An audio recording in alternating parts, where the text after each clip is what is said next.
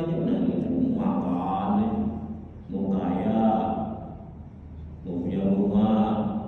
Kalau pasar-pasaran dia kan, ya mobil kilat, rumah bertingkat, istri yang 4. Itulah umpamanya bahasa pasaran lah kita ini.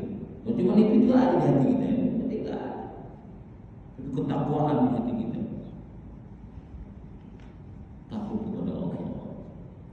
Memikirkan akibat-akibat yang buruk, akibat perbuatan itu adalah ketakwaan. Maka kalau ada yang dalam hati kita baru berdiri. Maka para jemaah sekalian, dalam sejarah penciptaan manusia ini, ketika Allah Subhanahu wa taala ingin menciptakan manusia, maka Allah perintahkan kepada malaikat yang pertama kali dikirim Jibril.